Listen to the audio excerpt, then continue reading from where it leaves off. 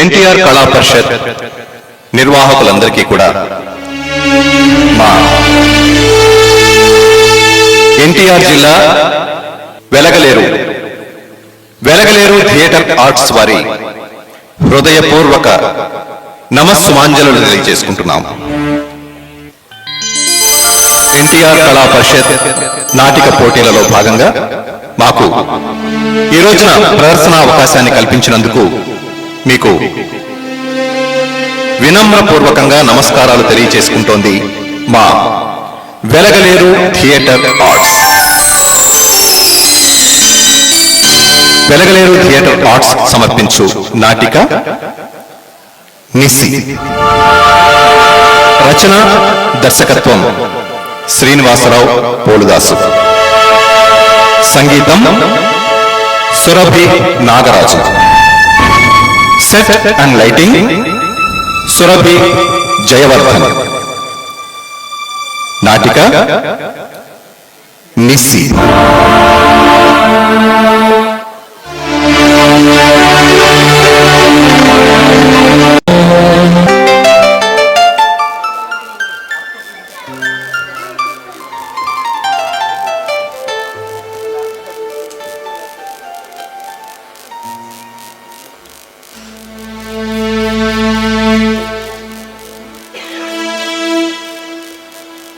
ఏంటి ఉట్టి చేతులతో వచ్చావు? తినడానికి కానీ తాగడానికి కానీ తీసుకురాలేదా? ఏమిటి, మీతో కొంచెం మాట్లాడాలి. జహామాన్ ఇస్తున్నావు ఏంటి? అవును. అవునా? నేనేదో జోకెత్తే బాగానే తగిలింది. నీకు నచ్చక నువ్వు మానేస్తున్నావా, లేక నువ్వు నచ్చక వాళ్లే మానేమన్నారా?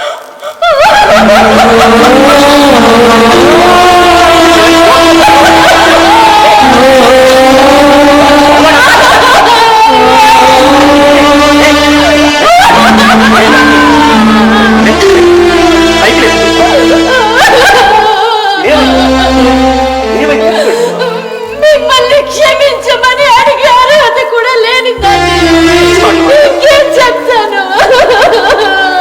ముందు ఏం జరిగిందో చెప్పు. నేను మీకు ద్రోహం చేశానండి. క్షమించడానికి తప్పు చేశాను. తప్ప అని నువ్వు అనుకుంటున్నావా? నువ్వు తప్పు చేయడం ఏం జరిగిందో చెప్పు.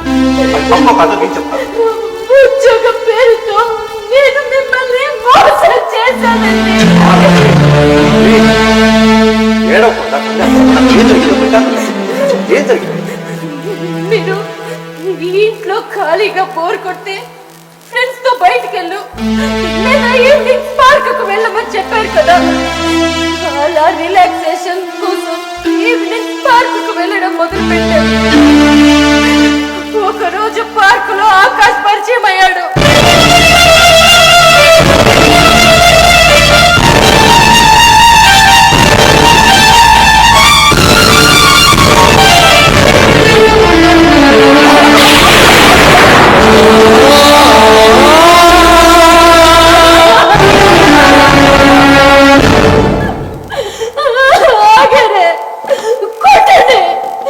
కొట్టడమే కాదు, నాలాంటి దాన్ని నరికి పోగులు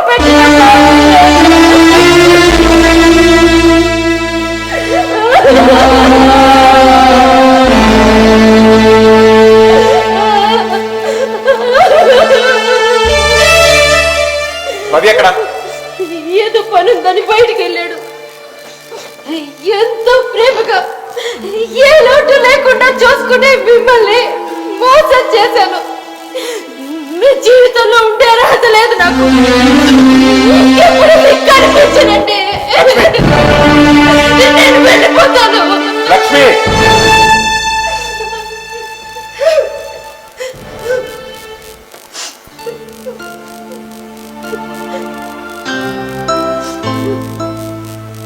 లక్ష్మి, నువ్వన్నట్లుగా నిన్ను నేను ఎంతో ప్రేమగా ఏ లోటు లేకుండా చూసుకున్నానా? ఒకవేళ నేను అలా చూసుకుని ఉంటే నువ్వు ఈ పని చేసి ఉండేదానివా?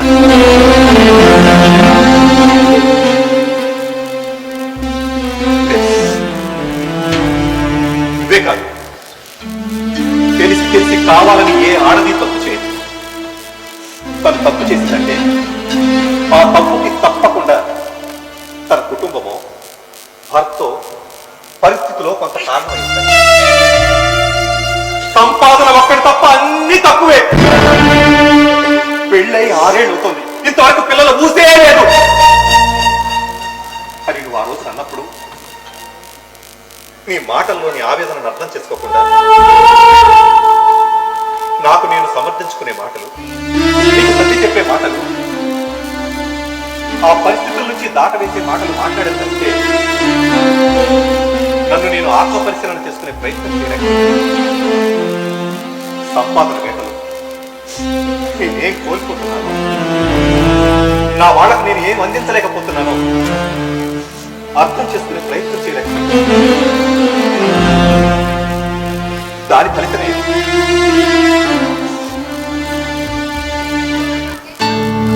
నేను తప్పు చేశానండి అని నువ్వు నిజాయితీగా చెప్పావు. కానీ నా తప్పు నేను సమర్థించుకునే ప్రయత్నం చేశాను. ఒక రకంగా నువ్వు తప్పు చేయడానికి నేను కూడా కొంత కారణం. నా బాధ్యతలు మర్చిపోయి నేను కూడా తప్పు చేశాను లక్ష్మి. మీరే తప్పు చేయలేదు. ఒక మగాడు తన బాధ్యత నెరవేర్చడం కోసం ఎంత కష్టపడతాడో, ఎంత ఆరాటపడతాడో, ఎంత మదన పడతాడో ప్రత్యక్షంగా మిమ్మల్ని చూస్తూ కూడా నేను తప్పుటడుగు వేశాను. కోరికల మత్తులో కాలు జారాను. ఆ మత్తులో నుంచి బయటకు వచ్చాక ఆలోచిస్తుంటే ఇప్పుడు అర్థమవుతుంది, చిన్న విషయం కోసం నేనెంత పెద్ద తప్పు చేశాను, కట్టుకున్న భర్తకి ఎంత ద్రోహం చేశాను.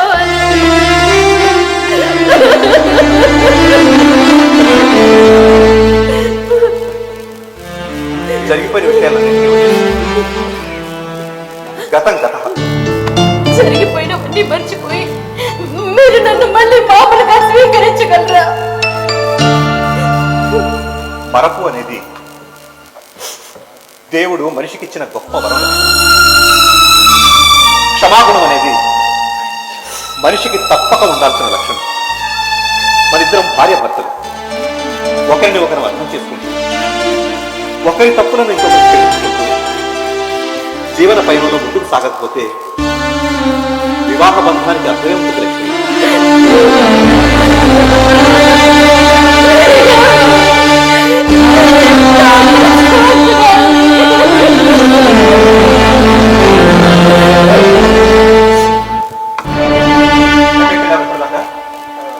అది చిన్న పనుండి అలా బయటకు వెళ్ళానండి. ఆకాష్ దగ్గరికినా? జరిగిందంతా మీ అన్నయ్యతో నేనే చెప్పాను. ఇక్కడ నుంచి అతను దూరంగా ఉండు. ఇక అవసరం లేదనే, వాడే తిరిగి రాలేడు, దూరం వెళ్ళిపోయాడు. అంటే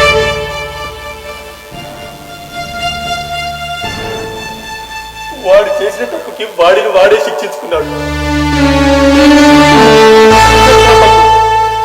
చివరిసారిగా నాకు ఈ వీడియో పంపించాడు.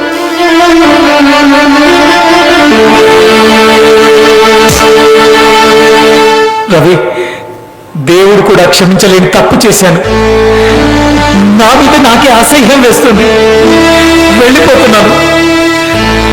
బాయ్రా రవి, బాయ్రా.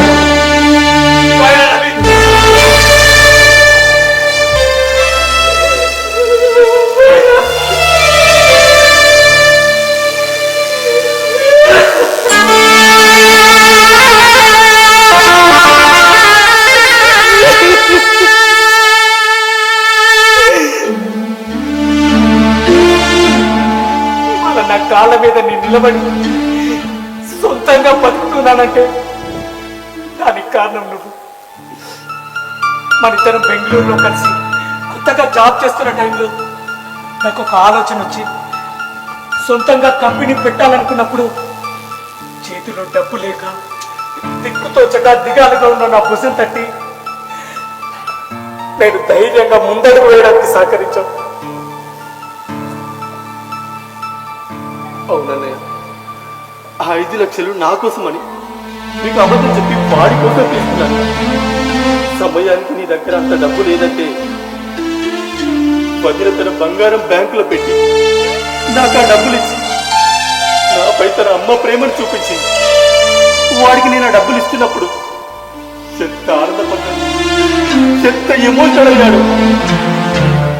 మరి ఆకాష్, ఆ డబ్బులు వదిన తన బంగారం బ్యాంకులో పెట్టి అమ్మలా ప్రేమగా ఇచ్చిన డబ్బులు నీకు అడ్జస్ట్ అవ్వగానే అమ్మకి తిరిగి ఇచ్చాను అని నేనంటే, రవి, మీ అమ్మే మా అమ్మగా నా అవసరం తీర్చినట్టు భావిస్తున్నాను. అమ్మ రుణం తప్పక తీర్చుకుంటాను రా, అమ్మ రుణం తప్పక తీర్చుకుంటాను.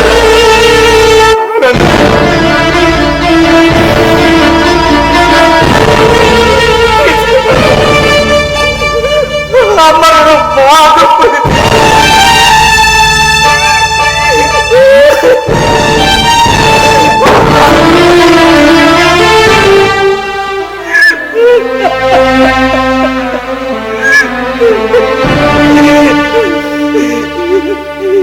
ఎంతో చండాలమైన పని చేశాను. మనిషి అన్నవాడే చెయ్యకూడని తప్పు చేశాను. నన్ను ఎంతగానో అభిమానించే నీ కళ్ళలోకి చూడలేని సిగ్గు మాలిన పని చేశాను.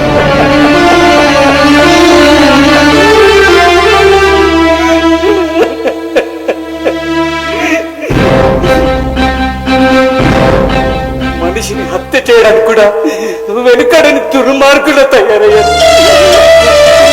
ఒక నిండు సంసారంతో చెలగాటమాడారు. అమ్మలో భావించిన ఆమెతోనే చెయ్యరాని తప్పు చేశాను.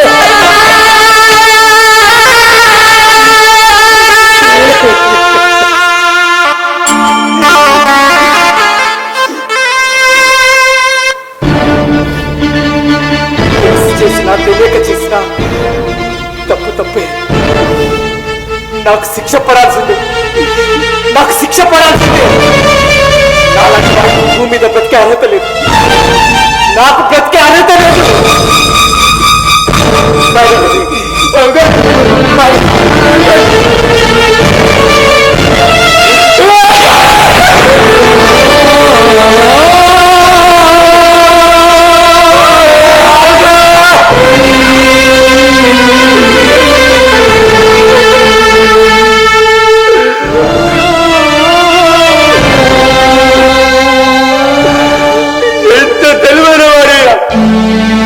ఎంత ఉన్నతమైన స్థానాలకు వెళ్ళాల్సిన వాడిగా, ఎంత భవిష్యత్తును చూడాల్సిన వాడిగా, ఒక్క తప్పు వల్ల చీకట్లో కలిసిపోయావు కదా.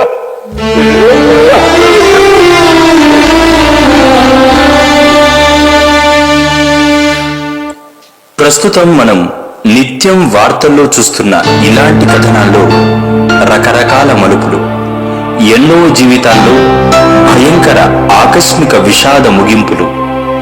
ఈ కథలో ఆకాష్ జీవితంలో ఇలా చీకటి అలుముకుంది. చీకటి వ్యవహారాలకు పాల్పడితే ఆ జీవితాల్లో ఎప్పటికైనా చీకటే మిగులుతుంది అనడానికి ఇదే పెద్ద ఉదాహరణ. తస్మాత్ జాగ్రత్త.